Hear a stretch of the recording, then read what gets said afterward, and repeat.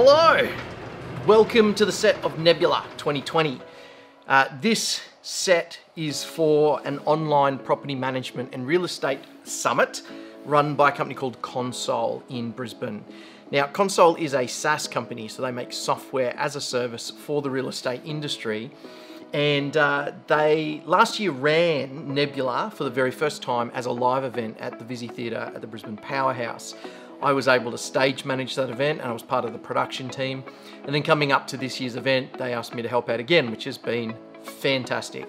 Now, of course, because of you know what, we had to take the concept of the live event and turn it into a live summit.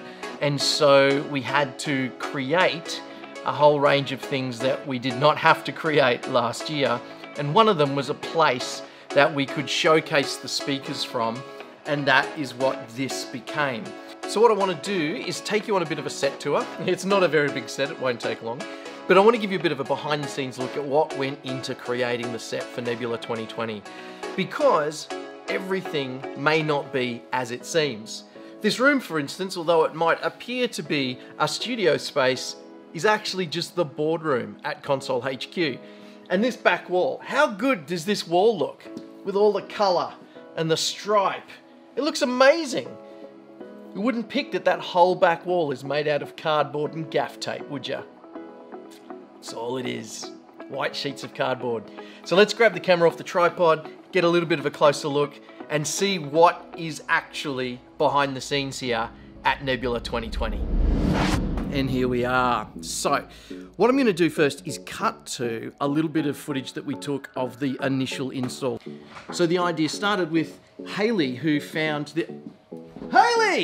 Hayley from marketing at Console. So Hayley found a design on Pinterest, I believe. Yes. Yeah. Found a design on Pinterest. Copied it. Yeah, and realized that that was something that we could actually do ourselves. And that's what started us off. And then the next big thing after that was making sure that we got rid of the horrible corporate carpet in this room. So we talked about a few... You do your thing. I just went to bomb your thing. Ah! Hello. Well, it's timely because I was Paul, just you're talking amazing. about you. So, Oh. so that's Hayley from great marketing. Thank you.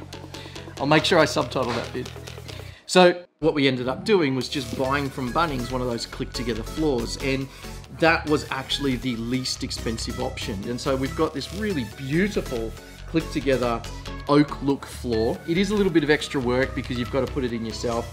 But the beautiful thing about this is because we're not cutting the edges and we're not fitting it around cupboards and we're not trying to make it fit in a particular room, it had open ends. It wasn't going to be a problem to just drop it in. It was actually the fastest part of putting the whole set together.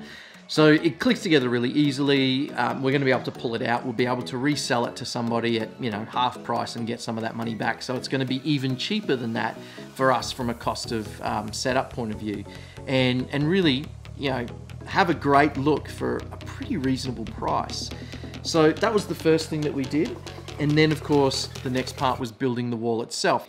Now the wall is actually just square sheets of cardboard that have been cut and then slipped together half over half so that you get this height of, you know, they're almost, it's about 2 point something meters high. And this central panel here sits in between it, and that's actually your joiner for the tall sections. Now, when we first put it together, the idea was that these were going to actually sit beside each other and you just get these straight walls all the way up. It looked horrible. It looked absolutely terrible because it just had this kind of slightly uneven line that just traveled right through. And so again, having spent many years in the events industry, I know the power of light, and I suggested that what we do is actually separate those and just make that gap as consistent as we could. So we literally just set a chunk of wood in between those two bits of cardboard to get that consistent space, and then uplight through the back with this red light so that it makes it look like it's meant to be there. And the beautiful thing about it is that that light, with all the ambient light around it, actually became more of an orange which is perfectly on brand for the event. So it worked out really, really well. Now this was quite a struggle to put together because you're dealing with, you know, something that's quite flimsy, that starts flat and then you've got to fold it and try and get it to stand up. So it was a bit of fun trying to put it all together. There ended up being, I think, five of us or 6 of us in here at one point, all holding different bits, trying to keep it together so that we could make it work. And then the back, shall we show you the sins of the back? Let's show you the sins of the back. The back is literally just gaff taped like crazy. Look at that. That is holding the world together. You know? Man's the other thing that you can do with this, because it's super lightweight, and obviously there's always a fear that something tall is going to tip, and so just to help brace it around the top sections in sort of the 4 corners, if you will, we were able to mount just a simple bit of plywood, just an offcut, with a squeeze clamp to the roof, and gaff taped the back of that just to hold the top section in a fixed position, so that it just took a little bit of the strain and a little bit of the pressure and allowed the thing to sit in one spot. And you know, it's been bumped into a few times as people have been walking in and out of the space just on the corners, and it's held firm really, really well. It's only lightweight cardboard, so you would expect that, but had we not put that top bracing in to help stop that tip, there's a good chance it could have fallen over. So it was just a way of making sure that not only it stopped it from tipping, but because it's essentially just bits of cardboard folded and gaff taped, there is that kind of concertina flex that can happen.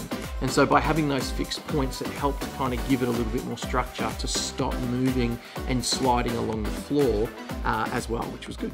And so the rest of it then is just done with lighting, and that was probably the easiest part to work out. So we put these red uplights in each panel, and then through the front section we mounted a couple of lights just on the floor and on the roof to throw some color onto the white wall, just so again we were able to use the shadows to help create depth and the light to just give it a different color. Being able to create those different pools of light helps to separate your subject from the background. And so if you look at a lot of video, a lot of movies, you'll see things deliberately lit in the background, whether it looks like the sun. A lot of the time that is all deliberately placed because it creates that separation and adds focus to the person that's actually speaking on camera. That was pretty much it. So it's just a floor, a whole bunch of cardboard, a stack of gaff tape, and a bunch of lights. So if you are in property management or real estate, I absolutely recommend that you go and check out the Nebula Summit in 2021 if you've missed this year's. There were some incredible industry speakers, people like Dominic Thompson, head of real estate from Macquarie Bank, and a range of principals and property managers from within the industry, all talking about their experiences, not just using the Console software, but also talking about mindset and ways to improve your business.